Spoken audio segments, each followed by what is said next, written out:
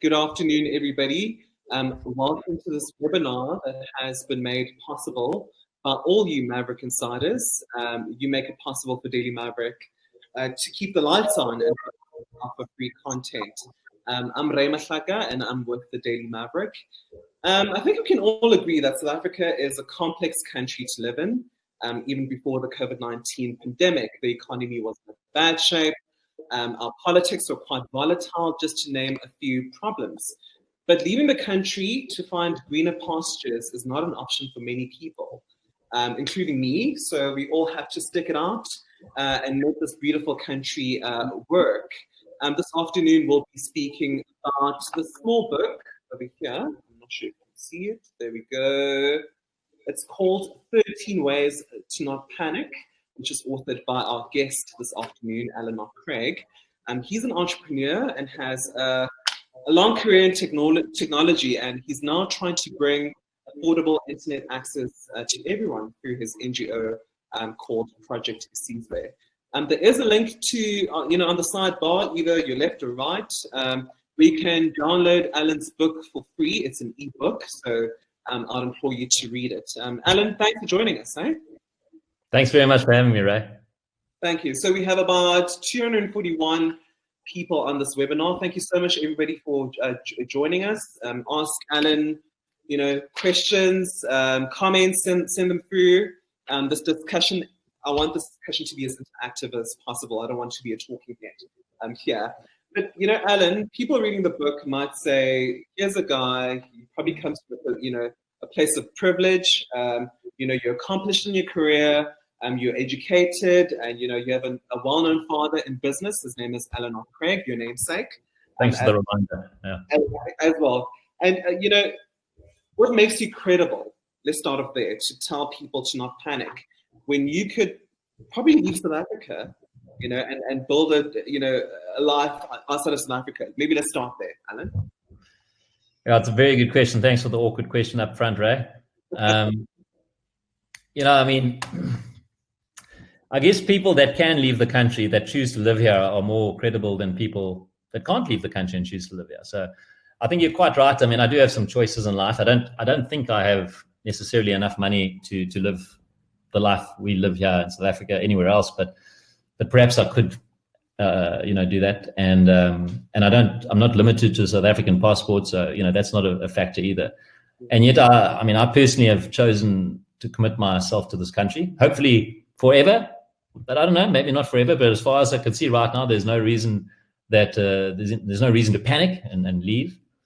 And my reasons, and it kind of comes from a place of I've got options, and even though I've got lots of options, I choose to live in Africa.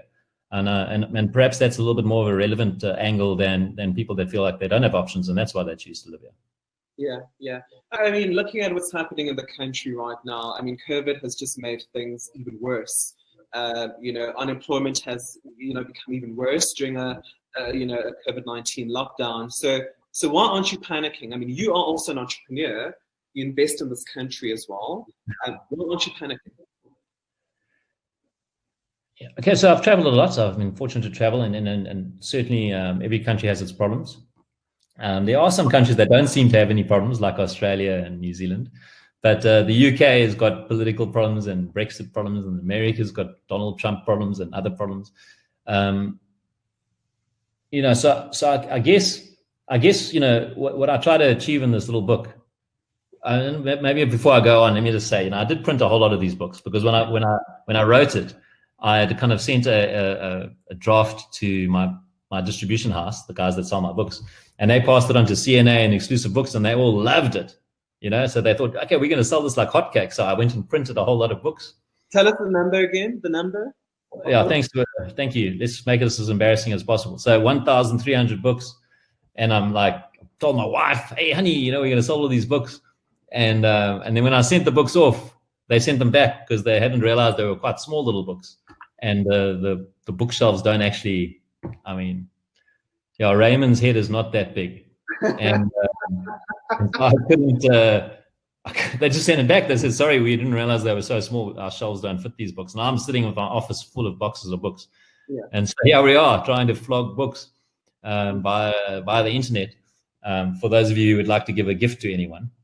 So, and the idea behind the book was, it's my own personal attempt to articulate something that my heart feels, but that my brain can't explain. My rational brain keeps telling me that the South African, but my heart keeps telling me that in fact things aren't as bad as what I read in the papers, including the Daily Maverick. And so I actually spent the lockdown and kind of thinking about that and thinking to myself, why do I really have options? And it came down to a financial question. Do I really have enough money to live anywhere else and kind of live my quality of life? And the truth of the answer is no. The second reason was socially. I mean, do you have enough family and friends living in another country and do they share your sense of humor? And do you braai and do you watch cricket and rugby, whatever, whatever your local flavor is? And then lastly, I mean, and this is a bit cheesy, but can I have a purpose anywhere else? And I as I get older, I realize, life is great if you're making profit. I mean, money is important, but it becomes a little bit meaningless if it's just about profit. So, in South Africa, we're blessed to live in a country where there's purpose, like there's lots of people that you can help and lots of ways you can make a difference. Just like the Daily Maverick. I mean, if you think about Branko and Stilly and the rest of your team, I don't think you guys could have moved the needle if you were based in Australia. But in South Africa, the Daily Maverick kind of saved the country with Gupta leaks. And that's a small example of how living in South Africa can give you a little bit more than just an existence. Yeah. I mean, people are agreeing with you already, Alan. Wendy Lindau says Australia has huge climate crisis problems.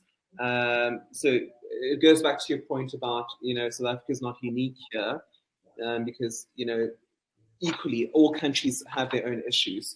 But you name 3 issues, 3 risks, South Africa: crime, joblessness, and state failure. Now these feel, insurmountable as you cannot get away from them. And I mean, let's look at the jobs crisis in South Africa. Can you realistically get around it? It's quite difficult. Crime is more, in your face. It's becoming very pervasive as well. So how difficult is it navigating these risks? Is it a case of just having to accept them and live with them in South Africa? Yeah, so you kind of have to confront the facts. I mean, and I understand why people want to leave the country. I mean, I've got a lot of very close friends that left, and I understand why they left. I don't think that this decision about leaving the country or not leaving the country is a big deal. Yeah. My only argument is that don't make the decision in a panic. Don't like, oh no, it's been load shedding for 2 months. We've got to leave. Like panic is not the correct frame of mind for making important life decisions. And what could be more important than where you're going to live and where you're going to raise your family? And so I think, a lot of the time people have this feeling of panic simply because they don't feel like they're in control of the situation. Mm. And the more you can put yourself in control of the situation, the less pressure you feel to make a rash decision. Now, the 3 big things in South Africa are, in my opinion, are crime. It's probably the biggest thing. It's the kind of binary factor. If something were to happen to your family, then you leave. And I guess how you mitigate that is the simplest thing is you don't live in Joburg. I mean, I love Joburg. My wife and I would love to live in Joburg still. It's a great place. It's diverse. It's the energy of the country. It's everything, but it's pretty dangerous, And so if you're really serious about crime, then you probably shouldn't be thinking, you shouldn't live in Joburg. You should live in a small little town where and I'm not just Joburg. Durban's the same. All big cities are by definition a little bit more dangerous than small towns because in a big city, you're anonymous and you can get away with things. In a small town, everyone knows everyone. There are other little things you can do, which I try to do in my own life, which was, don't drive a Lamborghini, or don't drive a Porsche Cayenne. I mean, I get it. They're nice cars, but, we live in a country with millions of people with no food. So, all you're doing is you're just putting a big target on your back saying, hey, look, I've got money. The second thing is economic opportunity and jobs. Yeah. And, the economy is not growing as fast as the population. And that basically means there's more people that are on jobs. Yeah. And I understand that. Not everyone can be an entrepreneur. And that's a path I chose, not because I always dreamed of being an entrepreneur, but simply because I couldn't get a job when I entered the job market.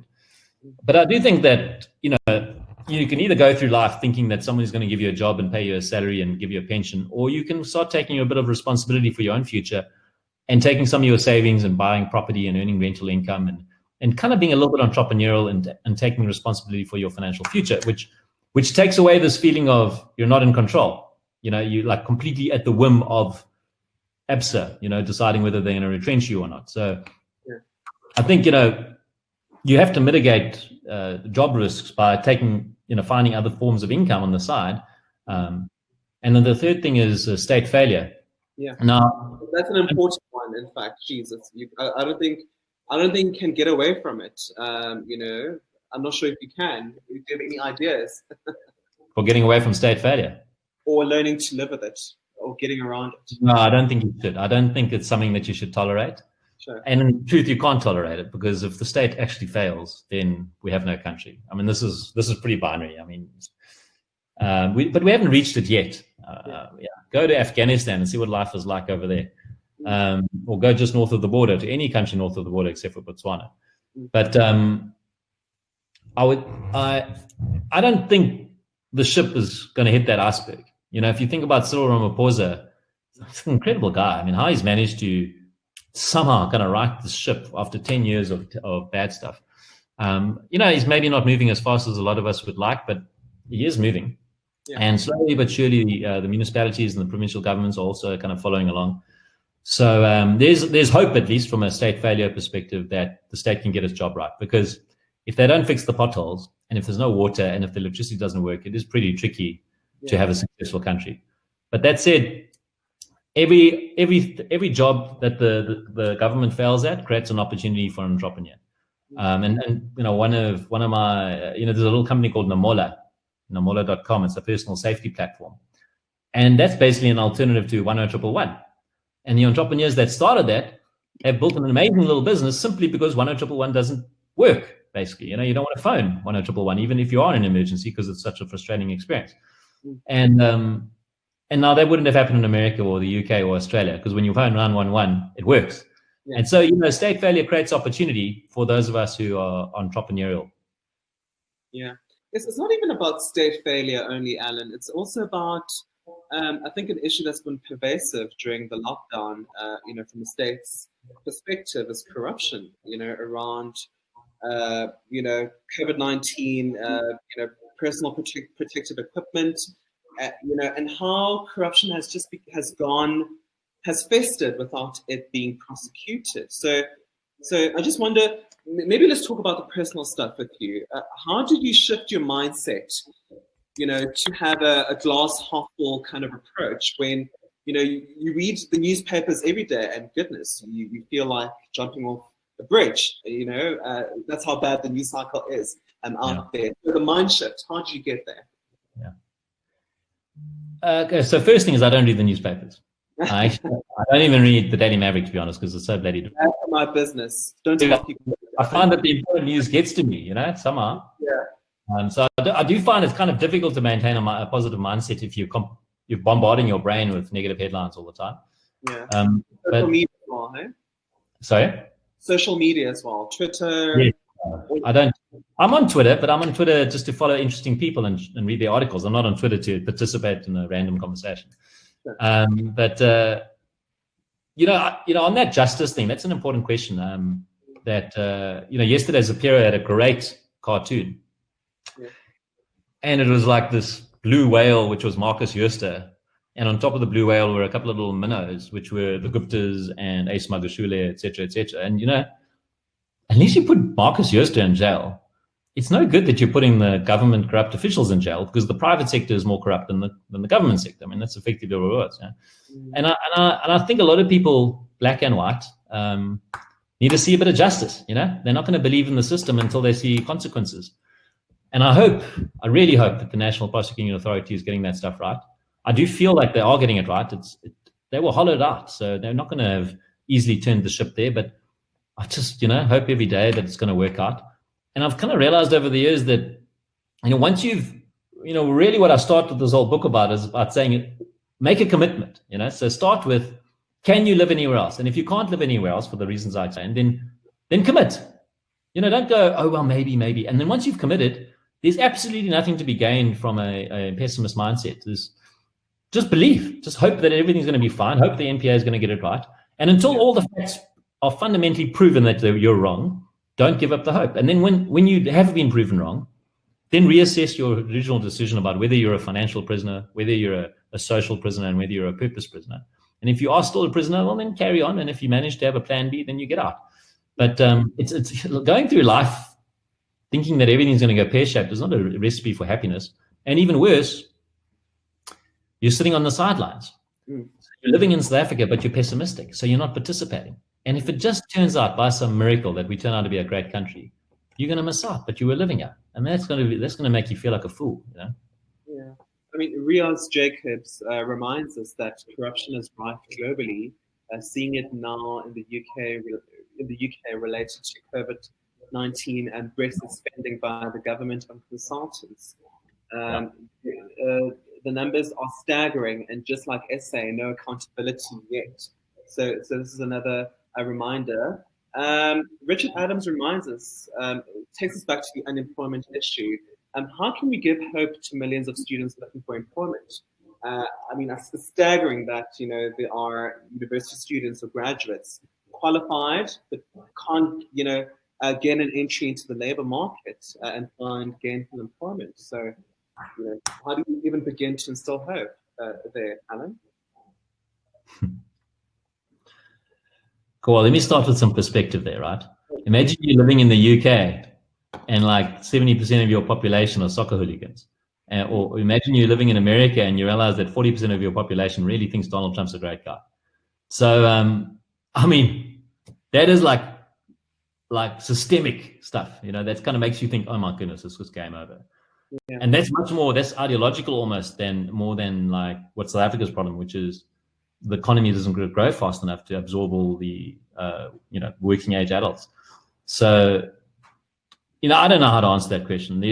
Other than first, you've got to actually you've got to help the kids kind of have a good education. You have to be enough jobs, so you have to grow the GDP. And my personal mission in life, which I kind of adopted about 10 years ago, was to try and give more people internet. Sure. So for me, I just think like the more people, literally the gross number of people in the country that have affordable internet, that is a lead indicator of GDP growth. So, if we can give more people internet, at the very least, they don't have to rely on somebody giving them a job. Perhaps they can, create some form of income online and even learn online, And if anything, COVID has taught us this now, without online learning, the school system doesn't work. Yeah. So my thing is just internet, and then I kind of close my eyes and hope, because at the end, you have to rely on the government, and the government has to get the schooling right, and the government has to do the right things to help our GDP grow, and that way we can give jobs to all the youngsters. Yeah, it feels like we're bystanders, though, Alan, I must say. It feels like we're just sitting on the sidelines, and, it's like a top-down approach. We follow what the government says. But I'm not an anarchist. I'm not, promoting anarchy. But I just want to go back to emigrating. For people who have made that decision and, what's on the other side? You said people should have a network of people. It's easier to know people if you make that decision to emigrate. But I just wonder, what else lies, across the pond, Alan? Nothing. No. Okay. Well, it depends. I don't know. What lies there? I mean, maybe a boring life. Yeah. A life with speed traps and losing your driver's license if you lose a couple of points and you feel very safe.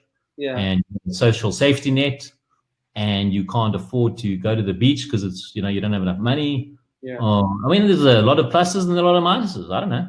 Sure. I look at my personal balance sheet and income statement of that. I'm just saying not financially, just the pros and cons. And I just can't see myself being happy there. And I can't see myself being happy because I can't afford to live as good a life as I do in South Africa. And by that, it's not a multi-million life. It's just like, be able to go play golf when you want to play golf. And secondly, my friends and my family are here, my parents are here, my brothers are here, my in-laws are here. And I really like my in-laws. So I'm not trying to run away from them. And my sense of humor is here. I don't know if you've ever been to America, but sarcasm and irony doesn't exist in America. So 90% of South African jokes fall flat, when you're living in that country. Yeah. So I want to be happy. And for me, being happy means being in South Africa. And it's not settling for second best either. I mean, I'm not settling. I think that South Africa is literally the best country to be in for the next 10 years for me as an entrepreneur, because there's just so much opportunity. If you think about the Rand, for instance, let's talk about the Rand. Everyone says, the Rand's so bad. But the Rand has an interest rate attached to it. And we have a very sane reserve bank. And we have a very solid banking system, probably one of the world's best banking systems. Look at Argentina. Argentina has seen hyperinflation in the last 12 months. America's busy printing money, and you don't earn interest from the bank. So they're trying to inflate their way out of their problem, but that destroys the value of their currency. So, I think it's not a bad place to be, both in absolute terms and relative terms. Yeah. I mean, you do talk about in the book that, your quality of life changes. Yeah, your standard of living dramatically changes when you move, when you do decide to make that move. But Beulah agrees with you, says, I agree with all of the reasons Alan has given for staying. That's why I'm staying, but there is a lot that doesn't work that could easily work if the right people were both in the roles and given the right amount of power to execute. I know a lot of social entrepreneurs who could get things done. How do we get the government and corporate to hire these agents of change? You are an agent of change, Alan. trying to grow access to internet in South Africa. I mean, you plugging where the government is failing. So two things on that. First thing is the internet. Yeah. Changes countries, and the reason it changes countries is because it makes the government more accountable. Yeah. If the Daily Maverick didn't exist, then Jacob Zuma's crowd will still be running the show. It's just that simple. I mean, the only reason the ANC, that part of the ANC, lost in Polokwane was because people knew what was going on with the Guptas. And I'm 100% sure that stuff was happening in the 70s and 80s with the Broederbond and the National Party, but because nobody knew, nobody kicked them out. Yeah. And why did nobody know? Because there was no internet. It's just like, it's binary. I mean, it's like, if there's internet, there's no secrets. If there's no internet, there's lots of secrets. So let me just start by saying that ultimately it's about our political leadership. And we've got a great president right now because of the internet. And the more internet we get out there, the better the whole of the ANC will become, and the DA and all the parties, and we'll have a better government. I mean, that's my idealistic. I believe in that. Like, I'm idealistic. I don't think that South Africa is full of arsehole. Yeah? I think South Africa is full of nice people, but sometimes the baddies get to the top because they try to hide. They're hiding stuff. Yeah. And the more that are uncovered, the more well-behaved people will be. But I read a book a couple of years ago called "If You Meet the Buddha, You Must Kill Him," and it's written by a psychologist called Sheldon Kopp. And what he talks about is how people go through life waiting for somebody to save them. Yeah. And the Buddha or Jesus Christ or Muhammad or whatever, everyone in their religion's got these kind of things, but people just go through life waiting for the government to save them or for ABSA to save them. But when you realize that no one's going to save you, only you can save you, then you start taking responsibility for your life. And my personal thing was, instead of waiting for the government to say, "Hey, Alan, come and help us," I'm like, well, I'm just going to figure out how to help regardless. And that's my personal view, is we can wait and hope for somebody to save us, or we can just do what we can on the ground where we are right now. Yeah. Well, for balance, Daphne Davis disagrees with you, Alan. He or she says plenty lies. He or she says plenty lies across the pond. Things work here. We're much happier in the UK. All our family have left and very happy with their decisions too. So good for you, Daphne. But I want to talk about, fear. You dedicate a chapter in your book, about fear. But you do say overcoming your fears will make you stronger, more resilient, more confident, and more fearless. The bad news is that there's no vaccine for fear. There is no way to overcome fear without actually walking into the lion's den. The role fear plays. Can you just talk us through that, Alan? Okay, just to say on Daphne's thing, I've got an uncle and aunt who live in England. And I would hate for them to think that I'm right now saying they made a bad decision. Oh, Daily Maverick is global, Alan. Yeah, I'm not saying that. I'm just saying when people make their decisions to leave, they should do it without panic. Yeah. So if it's a well-considered decision, fine. That's fine. But if it's a decision that you're just rushing because you're panicking, not fine. And that's all I'm saying. And I know family and friends that are living there, and they made the right decision. I'm not arguing with that. I'm just saying sometimes it feels to me, at least, that a lot of people are like, their gut saying, I'm happy, but their brain saying, we've got to get the hell out. And really, all I'm trying to help myself personally is trying to overcome the panic feeling. How do I give myself a little bit more control about what's happening around me?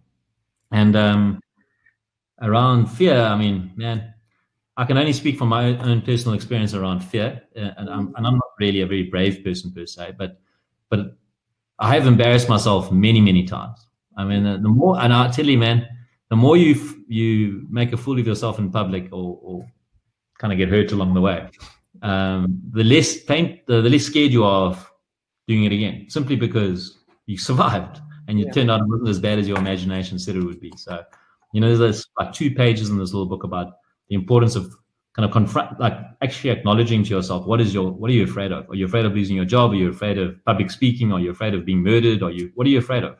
And confronting that fear, just confronting it, just looking at it head on rather than pretending there's nothing that you're afraid of. Mm-hmm. Carl Weber, I guess, wants a much more balanced approach, about how can immigration work? Can it be successful? But Carl says quite myopic about how boring other nations and people are. Has Alan lived positively in any other country and built a life? I've lived and worked extensively in a number of countries, and all countries have loads to offer. So has it worked for you, Alan, moving out of South Africa? I visited 87 countries in the world, but I've only lived in one, and that is New York. It's like a country, New York. I can't say America because I didn't live in America. I lived in New York City, and it was an amazing experience. But I wasn't as happy there as I was at home. So yeah, that's all it is. It's not saying that Norway is not a great country, or New Zealand's not a great country, or Australia, even Afghanistan. Maybe Afghanistan's a great country. I haven't been there. Maybe it's great. There's no argument about any of that. The argument for me is that South Africa is where I'm happy. And I'm happier here than I'm happy anywhere else. That's all. Yeah. And for those who decide to stay, I mean, you have a chapter in the book about, how to build a financial safety net. Saving is one of them. Can you maybe just talk us through many others? And I'll get to my favorite part that you mentioned in the book. You don't know which one, but I'll tell you. Yeah. So I mean, I kind of thought to myself, how do you kind of make yourself resilient? And then I kind of identified for my own personal how I managed to myself, kind of make myself feel less afraid, and have a financial safety net, have an emotional safety net, have a kind of a spiritual safety net, and a physical safety net. Kind of build yourself up in such a way that you don't feel like if you fall, it's the end. Financially, I mean, I guess everyone knows you've got to save up. Secondly, you shouldn't be living beyond your means. And the banks won't like it when I say this, but if you live in a house that has a mortgage, then you're living beyond your means. And the only rationale for a mortgage is if the value of your property increases more than the interest rates. And it doesn't really happen anymore. So you're basically just living beyond your means. Rent a house or pay cash for your house. And the same for a car. So, as soon as somebody is kind of putting themselves in debt in order to live a certain life, then you know that they're actually making themselves a little bit fragile and less resilient, simply in order to keep up with the Joneses. Get a professional qualification, basic things like my dad made me become a chartered accountant. I mean, I was never meant to be an auditor, but my dad realized that I would be happier in life if I just knew I had something to fall back on. And I met my wife doing that. So, a couple of things that you can try to build a financial safety net. And then, of course, marry rich. If you can marry rich, then you've solved all your problems, Is that the alternative if all fails? Oh, yeah. This is about trying to find safety nets. I mean, I'm lucky that I married a chartered accountant. So she paid the bills for me for a few years when we built our first business. And I think that made a big difference. So if you can marry someone, if your spouse can be a contributor to your household in one way or another, or at the very least just back you up so that you can go out there and make money without worrying about what's happening at home. Yeah. And that's kind of always been my thing. Like, if you're lucky enough to meet somebody that you love and backs you up, just get married. Just it changes your life if you can focus. If you can take all that energy that you've been putting into the mating instinct, you can direct that towards your career or your purpose, then it makes a big difference. Yeah. And of course, if you marry young and it turns out you made a mistake, you can get divorced young. You can fail fast and move on. And if you don't believe in marriage? Well, that's your choice. It's like not believing in children, I think marriage and children are selfish decisions. But in truth, if you're not happy, then nobody else is going to be happy in the world. So, you must do what makes you happy. And for me personally, being married has made me extremely happy, and having children has been the blessing of my life. And they give me a lot of joy. And I hope they grow up in a great world, and I hope they have good lives. But it wasn't about them. It was about me, Yeah. All right. It's a personal choice. But Cassius Mogoeng says, would you say that South Africa is inclusive? Some of my friends, majority are white, feel that our country is more tough on them, especially when coming to getting jobs. Yeah, well, Alan? Yeah, well, I'm white. I don't know if you picked that up. Okay. And that's definitely true. But guess what? If you're English-speaking white South African, or if you're a black person, then you also couldn't get a job. So what a surprise. Turns out the world works like that. I get it. Luckily, I'm an entrepreneur, but if I was kind of trying to climb my way up the corporate ladder, maybe I'd go live in Australia, simply because it is hard in South Africa, because we are trying to redress apartheid. It's just what it is. Fighting it, getting depressed about it is not, there's no point in any of that, Yeah. Is it an inclusive country? I think it's very inclusive. But I'm white privileged. So of course it's inclusive for me. Do you feel included? That's the real question, Are you asking this me? Yeah. Obviously, South Africa still faces a lot of issues. Obviously, the face of poverty, inequality, unemployment is still black in South Africa. And, unfortunately, the structural makeup of this country is that if you have a particular hue, your access to opportunity is far greater than another person. So I agree with you. There's still a lot of work to be done. Yeah. I'm doing the interviewing here, Alan. Questions here. But there was a comment that I wanted to read out to you. Richard Adams says, fear is one of the most common reasons people procrastinate on taking action towards their goals. In an effort to avoid failure, rejection, and being embarrassed. So basically, fear gets in the way of many people. I'm trying to read all of your comments. So people are asking about Malema, Julius Malema, and I don't know what to say to that. What did they ask? What's the question? Something about Brian, R.E. Malema, EFF, the media guy, sadly gives them way too much airtime. I think he refers to Daily Maverick. But a lot of people read Daily Maverick as well, which is great. You already talked about building an emotional safety net, and how having children and staying closer to your family and getting married is important. I want to move on to spiritual safety net. You believe in meditation, prayer. Why do you believe in that? And what is your meditation and prayer, by the way? How does that work? It's very different for many people, but I just wonder, how does yours work? Yeah. Also, meditating, funny enough, Stilly Charalambus there at Daily Maverick has kind of gotten me a little bit more into this kind of meditation stuff. And he used to be the opposite of meditation. And I must be honest, the transformation in his life has kind of inspired me a little bit, Mm-hmm. So I do find it quite difficult to meditate, but I try to, put in, 5 or 10 minutes at least once a day. And that just basically means breathing. I'm not chanting, and I'm not sitting cross-legged. I'm trying to stand still and clear my head of thoughts and concentrate on breathing in and out. And I've got there's a little voice in my head which is always talking to me. And it's great asset in some ways, but it can also be a bit noisy. So I think meditation is quite useful for stilling that. I also find swimming, funny enough, helps me. When I'm swimming in the water, I'll do laps, then it's basically like meditation. Yeah. And then prayer is also quite a selfish thing. I am a Christian, but I'm not religious, if you want to call it that. And it is more a habit. Prayer being you just start the day by thinking about the people in your life that mean something to you, so you think about people, and that's good, because then you think, how can you help them, and then secondly, you say thanks for everything, all the blessings, all the lucky breaks you've had, and I've got countless lucky breaks, and I don't want to ever forget how lucky I've been, so I'd like to just keep reminding myself of that, and that makes you happy. Gratitude, actually, it's proven, like psychologically, gratitude makes you happy.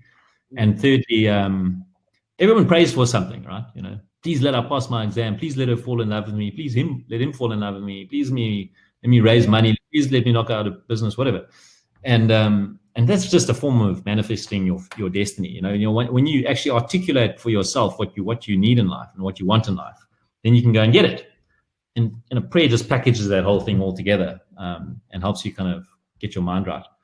And of course, there's a couple of other little tricks. Trying to remember what else. And you wake up early, you said. Getting up early, getting a head start to the day. That changed. Well, I used to be a late sleeper, and about 10 years ago, I became an early riser. And that, if there was one single thing that changed my life, fundamentally, it was getting up at 5 a.m. Nowadays, I get up at 3 or 4 a.m. The earlier you get up, the more worms you catch. It's just that simple. And it's a great time of the day to be creative, great time of the day to think of new things, move ahead. Yeah. It's just the best possible thing I've ever done in my life was to change my sleeping behavior. So go to bed early and get up early in the morning. Yeah. I mean, you tell us the basics. I mean, doctors tell us eat healthy, sleep more, rest, have a balanced life. I just wonder, in the book, you do the same. I mean, you put the most basic good lifestyle choices, that people should be making. I just wonder why repeat it when surely people should know this by now. Well, there's so many things that I read in books that I read 10 years ago and I forgot.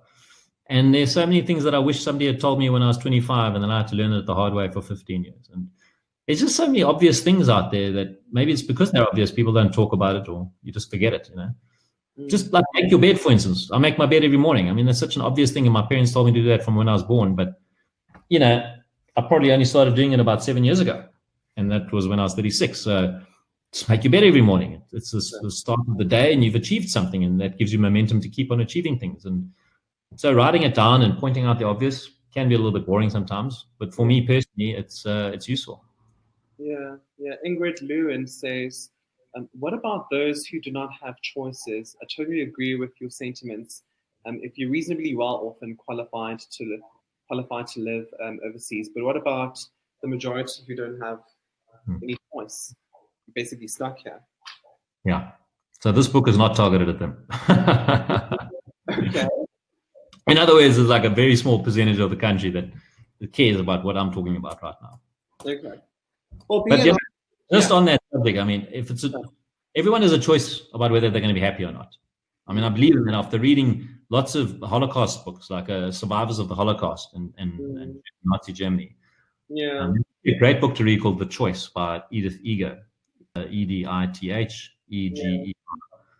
And she just says, if you can't change, if you're not happy in your circumstances, change your circumstances. If you can't change your circumstances, change your attitude. That is literally a choice. And as maybe that sounds a bit like not fair, but there are just some things in life that you can't change. And if you can't get your mind right about it, you're going to be miserable. And if you're going to be miserable, what's the point of living? So yeah, I'm going to actually challenge you on that, Alan. Unfortunately, there's people who can't do anything about it. Most people are in survival mode. Affordability, for example. People's relationship with their jobs is about survival at the end of the month. It's not about getting joy or fulfillment from doing your job. It's just an ends to meet. So I don't know. Are we maybe glazing over that reality that for some people are just in survival mode, and you deal with the cards that you dealt with in life, and you just go on with it? I can't speak for people that I could not relate to. I mean, I was very privileged to be born into a family that turned out to be a great family to be part of, turned out to be a white guy in South Africa. I mean, it's just so many lucky breaks. And I will never pretend to be able to speak for people who are less fortunate for me. Mm-hmm. I'm just saying in my own experience that, I've also had a couple of setbacks, nothing like what you've just described now, but How I reacted to what life threw at me was my choice. Sure, absolutely. And my favorite chapter, be an optimist. Now, I think this is one of the most difficult things to do, because you can wake up every morning with positive thoughts, then it just takes one negative thought to just set you off. I'm on social media, on Twitter. I read newspapers every day. So maintaining that optimism, I don't know, track record. I mean, it's so difficult, Alan. How do you even begin being consistent?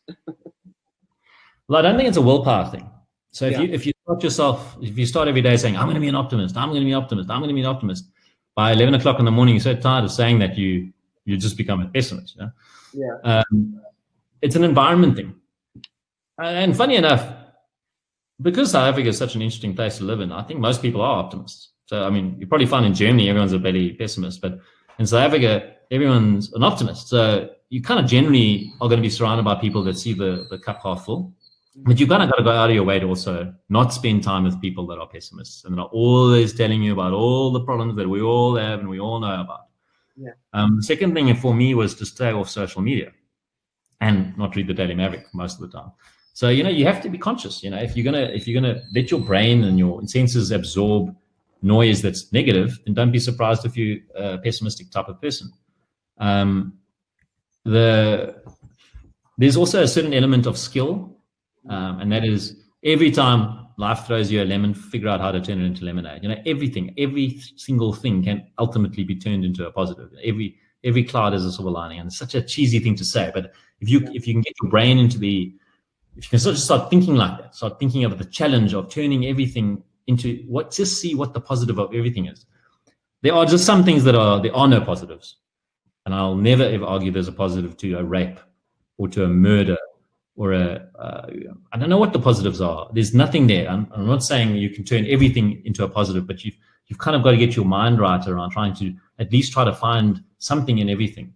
And then, of course, if you travel a bit, if you have an opportunity to see what the grass is like on the other side, it just gives you a little bit more optimism about what we have in South Africa, because you realize everyone's got their problems. Pretty difficult, I must say, to be an optimist or to be positive, especially now with the lockdown. I can't imagine the number of people just going through anxiety and mental health issues like depression, for example. I just wonder how she's in this lockdown world and lockdown reality and mental health issues. We don't talk about mental health issues a lot, and we should be talking about mental health issues. But trying to be positive, Alan. Sure. I completely agree with you on the mental. I mean, that's a real handicap. If you kind of find yourself all by yourself in an old age home, or if you're just naturally depressed, I mean, I don't want to even think about all those problems. I don't. And my mom, for instance, she likes smoking and she likes the odd drink, and she didn't enjoy the lockdown that much. So I guess everyone's different, but I did a lot of travel during the lockdown, a lot of local travel, because we provide Wi-Fi in rural communities, and it was an essential service. So I had a permit, and I we're trying to accelerate a lot of what we're doing in places like the Free State and Mpumalanga and KwaZulu-Natal and Limpopo. And the thing that makes me optimistic is the fact that I never meet any assholes. The whole country is full of nice people. Like kind, friendly. Everyone smiles. It's I don't meet the people I read about in the Daily Maverick. I meet nice people, and that kind of makes me feel a bit optimistic, because our country is just the people. And I think the social fabric, whilst there are lots of exceptions, they're not by any chance close to the majority.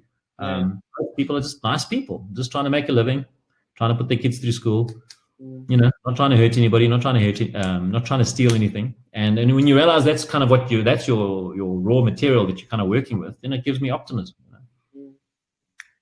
Just for interest's sake, Alan, so more Spectrum will be released very soon.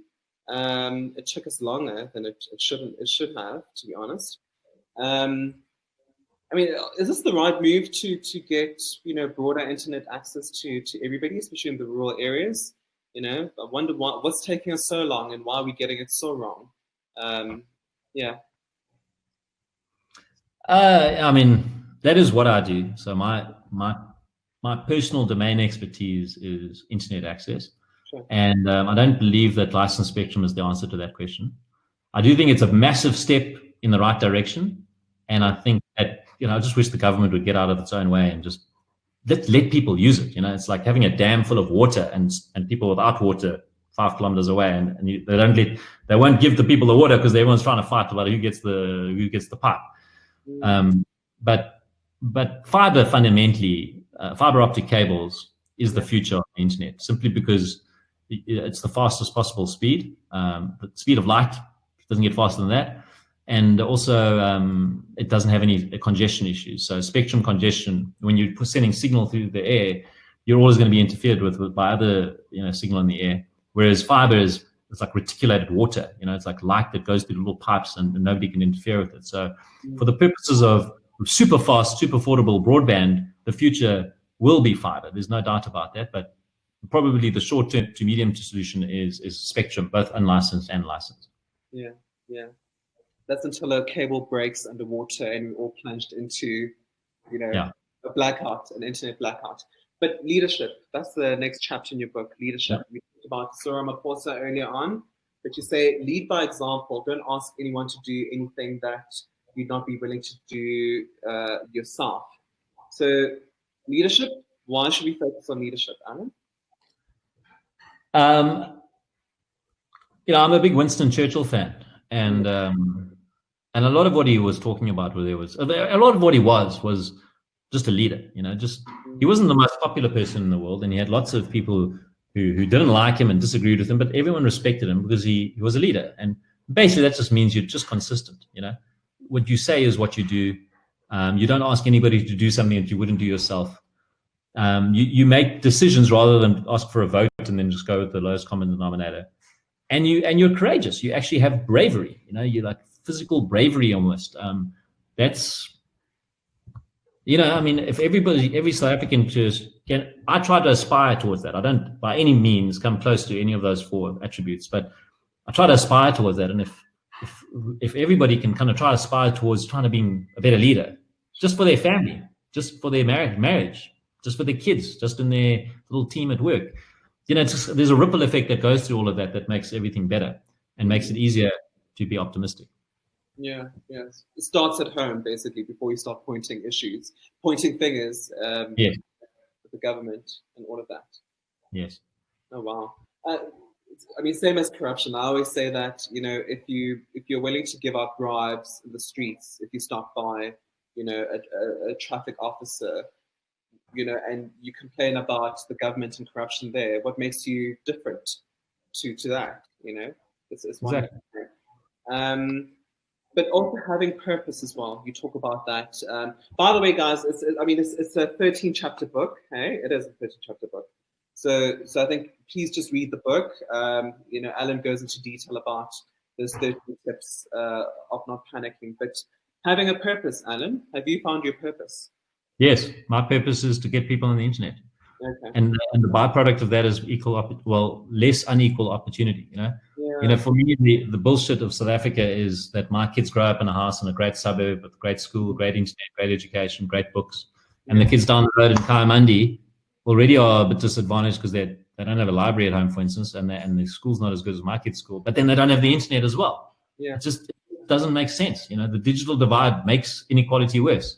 Yeah. So if I can in some way help level the playing field a little bit just around kids and adults who want to get ahead, but just their environment doesn't let them get ahead. If the internet can help them do that, that's what gets me out of bed in the morning. Yeah. And I'd like to make money at the same time, but it's enough for me if I can just make a difference. Yeah. I think it's a difficult one, hey, having purpose, because that requires also knowing who you are, your interests, and what world problem you want to solve, I guess. And so I guess you're leaving it out to people to figure that out for themselves, eh? Yeah. Find a purpose, your own purpose. Yeah. And it can just be your children, Purpose can be raising children. It can be having a happy marriage. It can be your garden. I don't know. But just find something that gets you out of bed in the morning, you know? Yeah. And I missed the chapter about commitment and committing. If you're going to promise to do something, do it. Eh? Well, my father-in-law is the one who taught me that. Really? I married into the Afrikaans gene pool, and Oki Bosman was my father-in-law. Is my father-in-law, and I remember one lunch before we got married. We had a family lunch with like all the cousins, you know, and there's lots of cousins in the Afrikaans world, and he says to me, Alan, are you bacon or are you eggs? Okay. I'm like, well, I'm like looking around going, I don't know. What do you mean? I don't know. He says, well, when you're looking at a plate of bacon and eggs, the chicken is involved, but the pig is committed. I'll never forget it. So obviously I responded, I'm a pig, sir. Obviously I'm a pig because I'm committed. And that's kind of the question you have to ask yourself about living in South Africa. Are you the bacon or are you the egg? Are you committed or are you just involved? And there's nothing to be gained by just sitting on the sidelines. I mean, you're already here. You may as well just commit, get on the field and do something. Because if the country goes pear-shaped, we're all screwed anyway. But if the country goes well, at least if you're on the playing field, you're going to benefit from that. Yeah. So, Alan, you've been trashing Daily Maverick throughout this webinar. I'm glad Gillian agrees with us. Gillian says, he or she says, I wouldn't survive without my daily dose of Daily Maverick. The extraordinary talent and bravery of South Africans embody while they meet the most difficult challenges in unique ways. Daily Maverick is one of the most important reasons I retain an optimist outlook. Yeah. Thank you, Julian. So we've got a few minutes left. Alan, I mean, again, you have an entrepreneurial journey, and as you said, you're trying to solve, South Africa's problem of internet connectivity. I mean, where do you see this country going? It's an unfair question to ask, I know, but is it going to get better from your vantage point? Is it going to get worse? What do we do as citizens? What's our role in the citizens in building this country? Because it has to work if you will decide to stay. Right? Man, I hope that we take the high road and the government, the politics gets better and the government kind of starts realizing that business is what creates value. It's not, the state doesn't create value. The state just spreads taxes and helps the whole country have a safety net. But without business, without profit, there is no money. So, if you can just get behind business and get behind the private sector and value creation, I think that'd be great. And obviously have the constraints around making sure people don't abuse their positions of dominance or take advantage of employees, but just help people make money. That'd be great. And who knows, maybe we get that right. It's quite scary to think how many binary moments we've had in the last couple of years where, Des van Rooyen could have been the finance minister and we could have had the Guptas steal everything and leave and go to Dubai with everything, or for instance, Cyril, if he hadn't been made president in the last ANC conference, I mean, that would have been pretty catastrophic for us as well. So, for some reason we keep dodging big bullets, and that's really where it becomes a faith-based decision. So for me, it's like religion. I can't explain it. I have no rational evidence in my brain that says to me that South Africa's got a great future, but I believe it, and I have faith in it. And faith is not something that you can see. It is actually something that you can't see. Yeah. And for me, a positive future is something that I can't see, but I do believe we've got a chance of having a great future. Yeah. Wanda Verse agrees with you, Alan. Good. He or she says successful people make the conscious decision to choose their attitude. And they definitely choose not to have their minds trashed by information that do not add value or facilitate mental resilience. And they surround themselves with informed people who make a positive contribution on whatever level they interact at. Wow, okay. So what does a book bundle comprise, Alan? Sorry, what is it? Someone asked, Mel van der Spey, I'm so sorry if I'm butchering your surname. What does a book bundle comprise? Bundle? There are a lot of questions about book bundles. I think Nicole, the Daily Maverick is going to put together a book bundle, and I think 13 Ways is just one of the little books within the full bundle. And I'm not sure what it costs, and I'm not sure how you order it, but there's a link on the Daily Maverick website where you click and you get it. All right, there is just read a note on the either left or right side of the bar where you put your comments or questions. There will be answers there. But Mayor Benjamin says we have a huge unemployment issue in our beloved country. The fact is humans, hold on, okay, I've lost that comment. But basically raising a concern about, unemployment in the country. Surely there are commonalities that bind us, black and white, Joanne Hitchens asked. I'm sure they are. Yes, they are. There's plenty. Yeah. Daily Maverick. No. I think Joanne asked just a general human life question about surely there are commonalities that bind us, either black or white people. There are plenty. I'm sure you can think of any. Alan? It's like somebody asking me, "What's the benefit of the internet?" And I can't even answer that question because it's so obvious to me. So, okay. but I don't know. It's not about. We have to make it work. The country has to make it work. We're like the experiment for the world on how to bring race together and religion together and gender together and create something that works. It's a lot easier to have a country of 1 million people that all look the same and sound the same and speak the same language and worship the same God. Okay, great. I know a lot of very successful countries in the world that achieve that because they're just homogenous.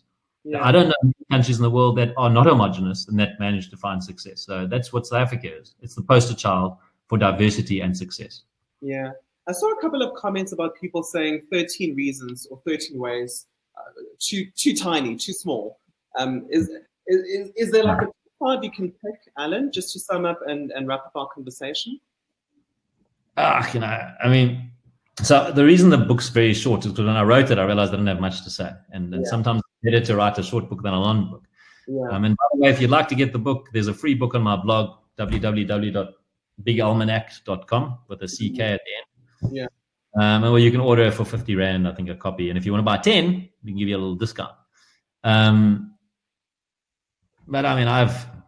I can only conclude with what my dad told me when I was like 14 years old, and I ran into the lounge and I said, Dad, I just watched this program all about the hole in the ozone layer. Yeah. And he's like, what? I said, no, there's a big one. And now we're all going to be burnt to a crisp or wear blue paint for the rest of our lives. So I said, what are we going to do?